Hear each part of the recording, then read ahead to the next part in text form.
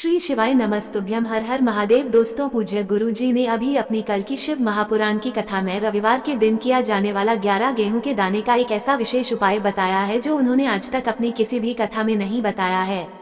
पूज्य गुरु जी ने कहा कि जब आपके हाथ तंग चल रहे हो, जब रुपए पैसे कहीं से प्राप्ति ना हो पा रहे हो, जीवन में चारों तरफ से सिर्फ और सिर्फ परेशानियां आ गई हो, उनसे बाहर निकलने का कोई रास्ता ना दिखाई दे रहा हो, तो 1 जून 2025 रविवार के दिन कर लेना 11 गेहूं के दाने वाला यह उपाय होगी।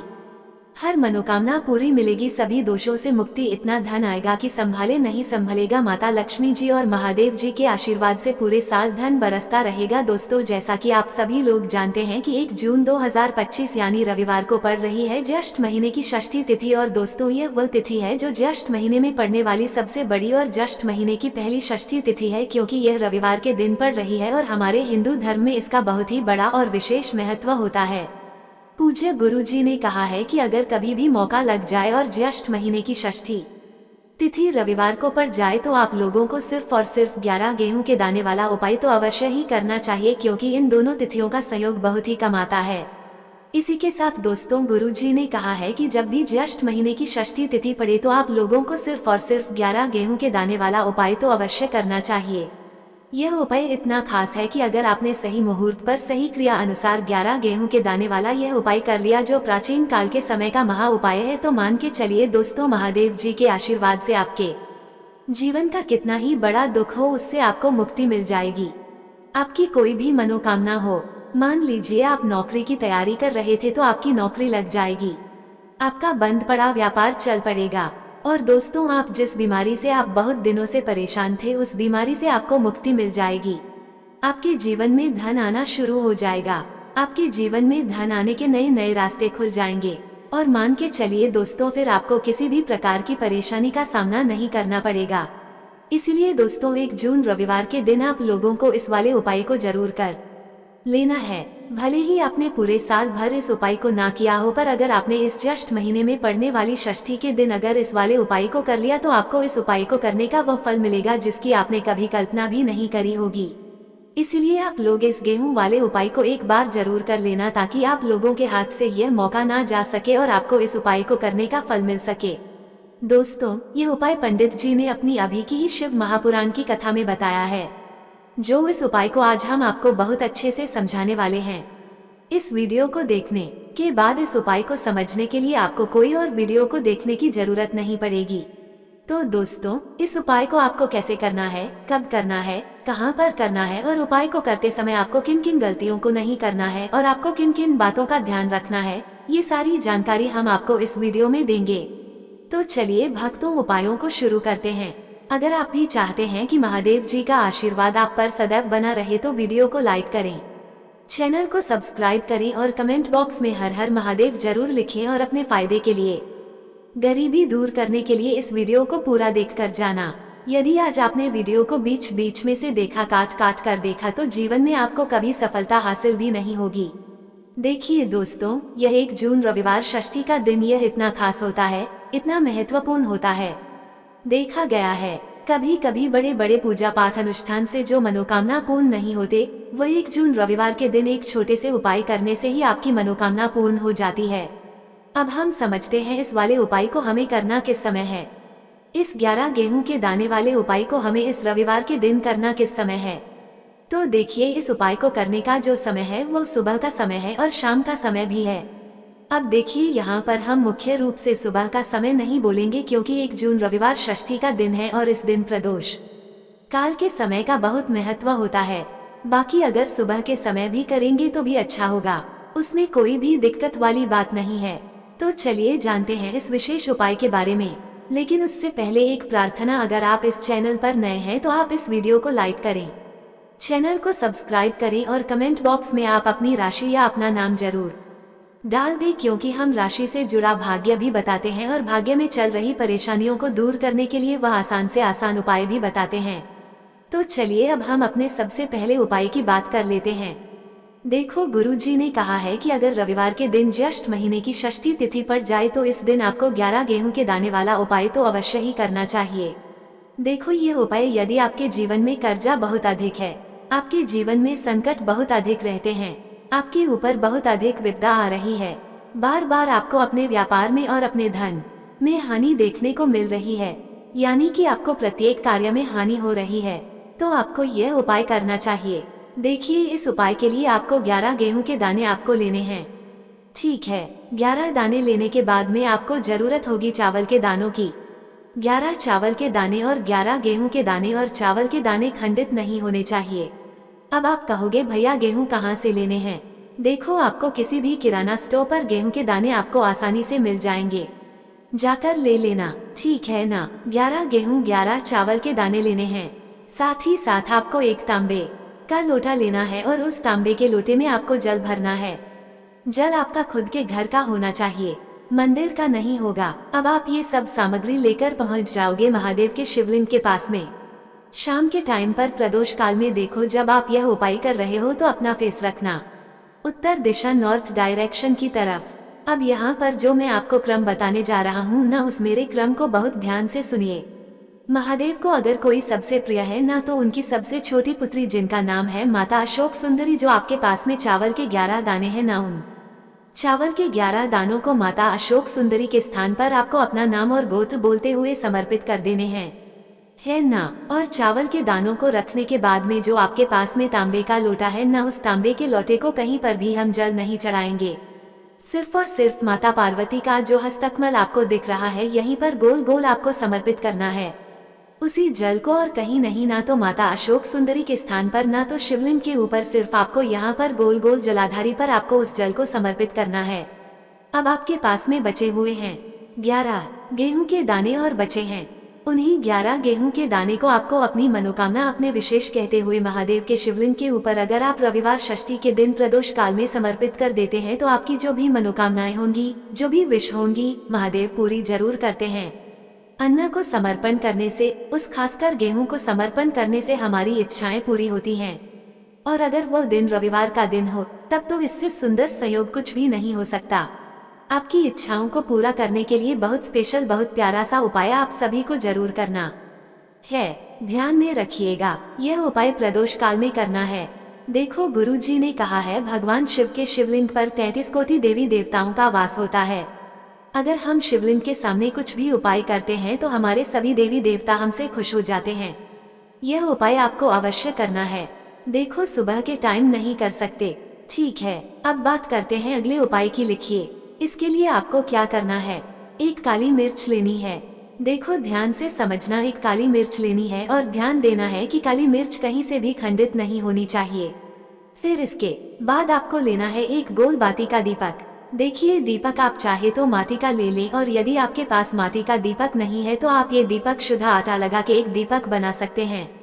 बस आपको ध्यान देना है कि उस आटे में आपको नमक या हल्दी का प्रयोग नहीं करना है, ठीक है। तो आप एक बढ़िया सा दीपक बना लें और उस दीपक में गोल बाती लगा के उस दीपक में आपको घी भरना है। देखो, गाय का शुद्ध घी आपको उस दीपक में भरना है। अब क्या करना है, आपको इन दोनों चीजों को लेकर चले जाना है बेलपत्र के पेड़ के पास। देखो, गुरुजी ने अपनी अभी की शिव महापुराण कथा में भी बताया था, जो भी व्यक्ति प्रदोष काल में जो भी एक दीपक प्रज्वलित कर देता है, उसके घर पर धन की कमी नहीं हो सकती।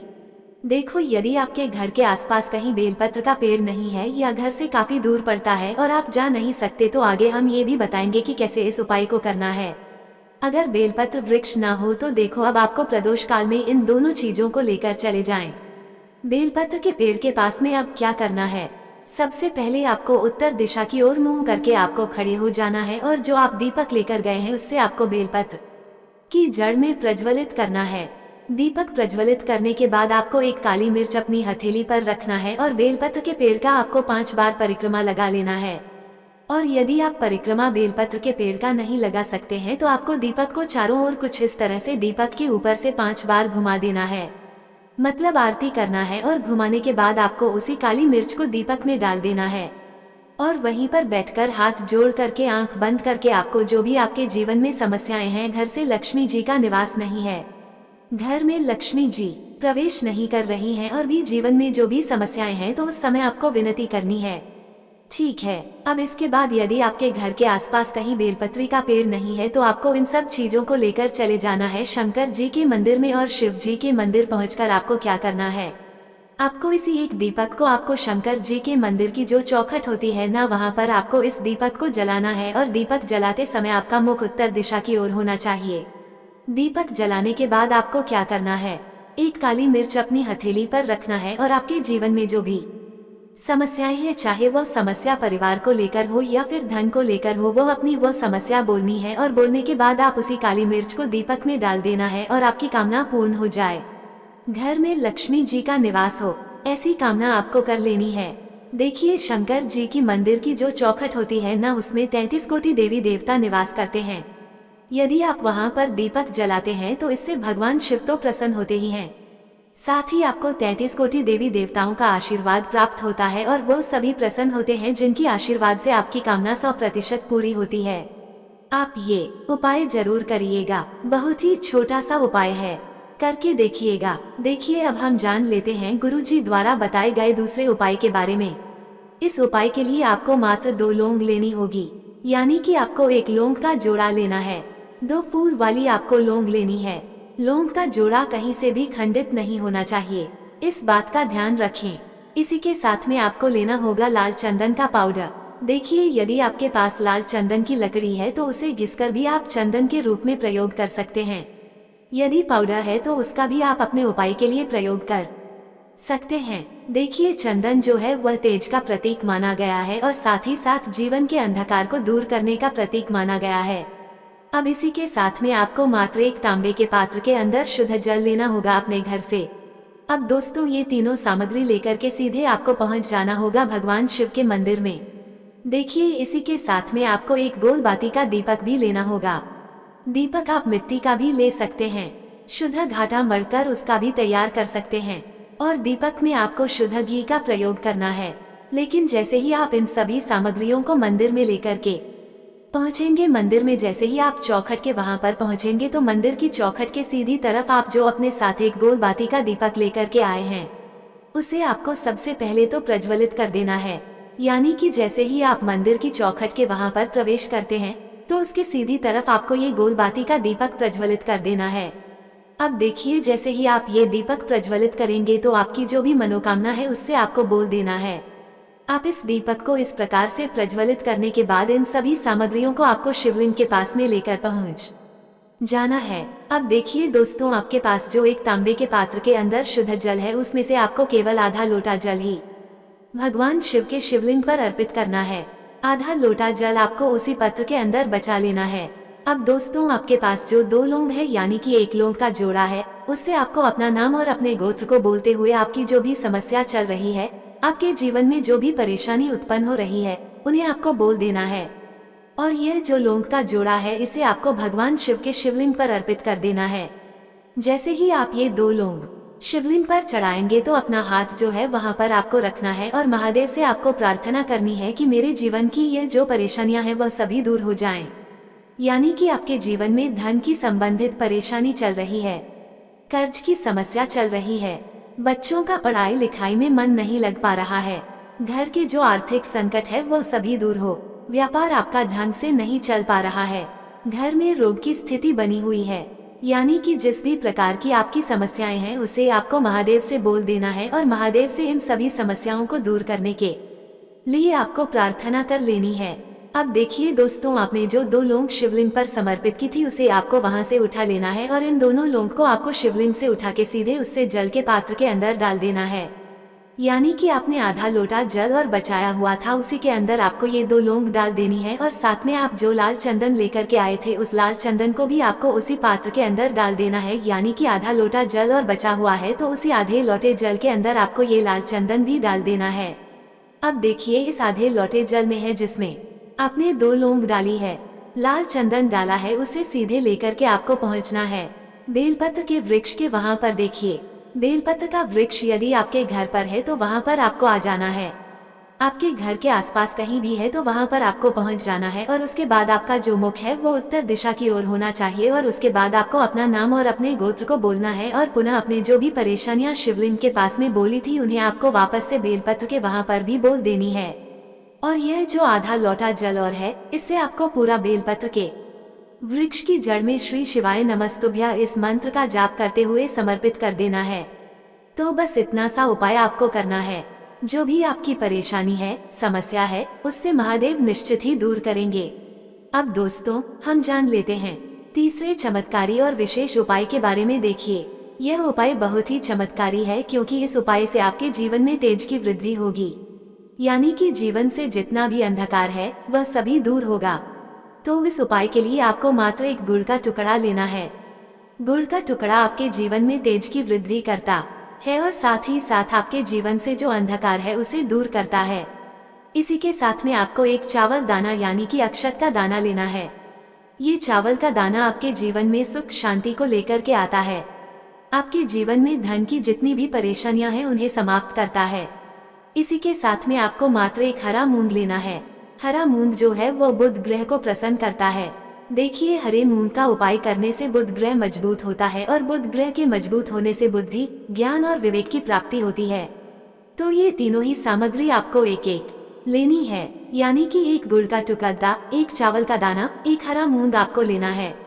देखिए, हरा मूंग का दाना और चावल का जो दाना है वह आपको सबूत लेना है, खंडित नहीं होना चाहिए। और इसी के साथ में आपको मात्र एक तांबे के पात्र के अंदर अपने घर से शुद्ध जल ले लेना है। देखिए, अब इन सभी सामग्रियों को लेकर के सीधे आपको पहुंच जाना है भगवान शिव के मंदिर में।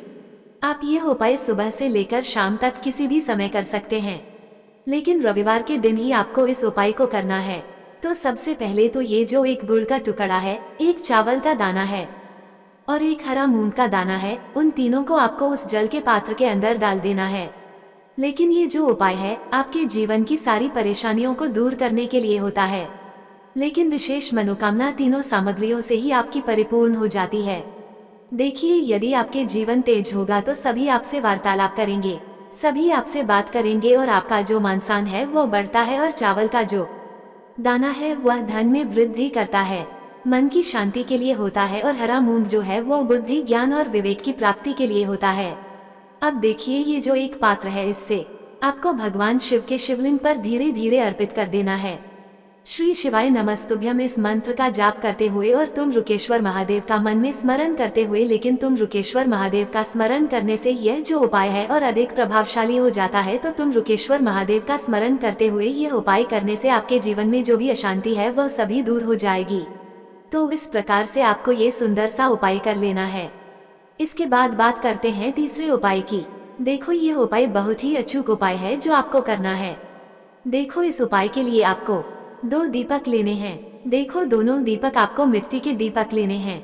उसके बाद आपको दोनों दीपक को प्रज्वलित करने के लिए आपको लंबी बाती लेनी है और ये दीपक घी और सरसों के तेल से दीपक प्रज्वलित करने हैं। ये सब लेने के बाद आपको लेना है एक कटोरी में कच्चा दूध थोड़ा सा लेना है। उसके बाद आपको लेना है 1 लोटा जल।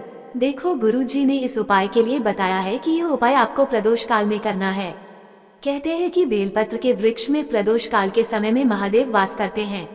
उस समय हम कोई भी उपाय करते हैं तो उसका फल हमें अवश्य मिलता है। देखो, अब ये सब सामग्री लेकर आपको प्रदोष काल में चले जाना है बेलपत्र के वृक्ष के वहां पर। देखो, वहां पहुंच जाने के बाद आपको सबसे पहले बेलपत्र की जड़ में सबसे पहले वह दूध जो आप लाए हैं उसे समर्पित कर देना है।